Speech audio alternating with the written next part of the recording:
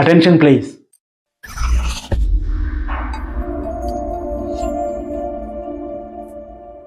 తోకలేని పిట్ట 90 ఊళ్ళు తిరిగింది అని పొడుపుగా అడిగితే పిల్లలు ముసిముసి నవ్వుతూ కార్డ్ అని చెప్పేవాళ్ళు. వాళ్ళు నవ్వు చూస్తే చాలా ఆనందంగా ఉండేది. అది ఒక తరానికి చిన్నప్పటి అనుభవం. ఇప్పటి తరాన్ని కార్డు అంటే ఏంటి అని అడుగుతారు.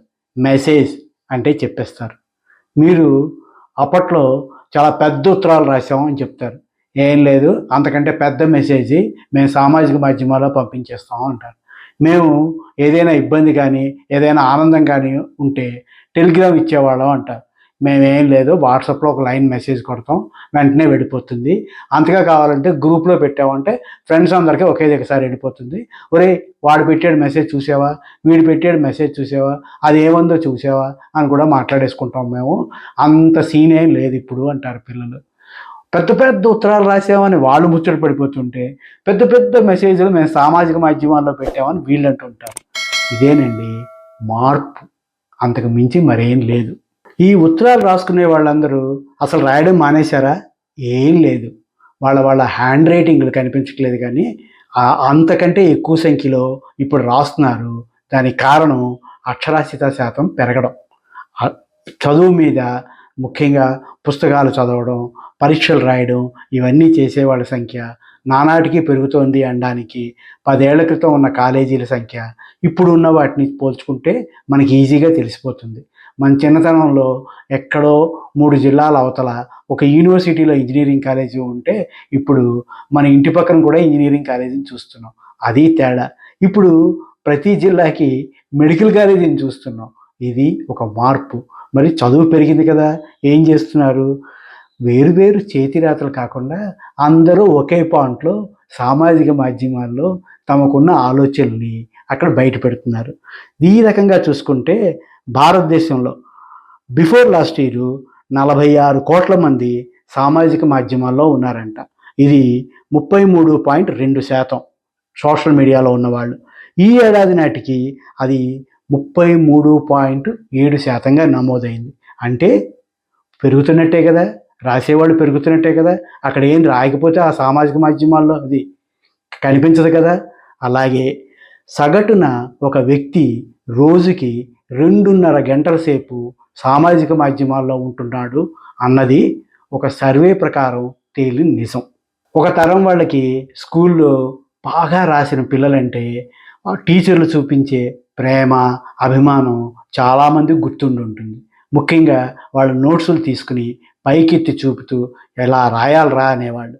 ఇంకా ఇంకో విషయం చెప్తాను ఏంటంటే, బాగా రాసిన అబ్బాయి తాలూకా నోట్స్ తీసేసుకుని పెట్టుకుని తర్వాతి తరానికి ఈ నోట్స్ చూసి కాపీ చేసుకోండి అనేవాళ్ళు.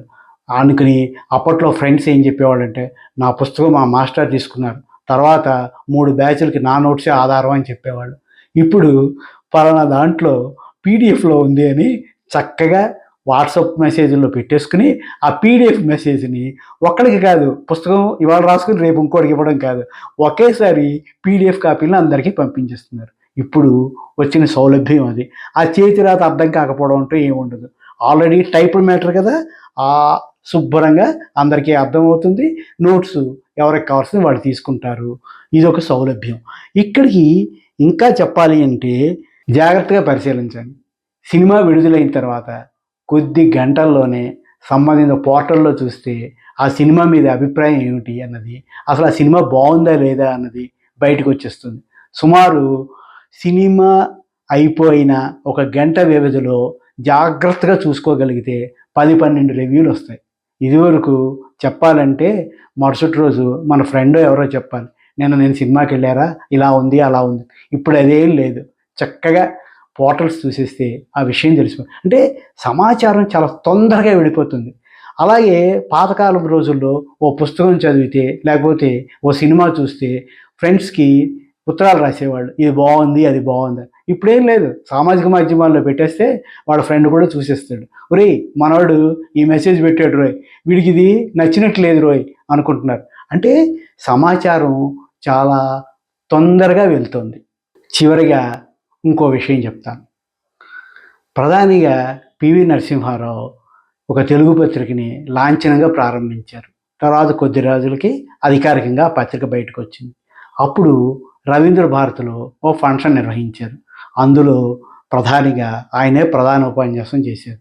అప్పుడు ఏమన్నారంటే, ఇంటర్నెట్ అని ఒకటి వస్తోంది, అందులో సమస్త సమాచారం ఇమిడి ఉంటుంది, మీరు పొద్దున దాకా వేచి ఉండక్కర్లేదు, నిమిషాల వ్యవధిలో ప్రపంచంలో ఏ మూల ఎక్కడ ఏం జరిగినా మీ కళ్ళ ముందు సాక్షాత్కరిస్తుంది.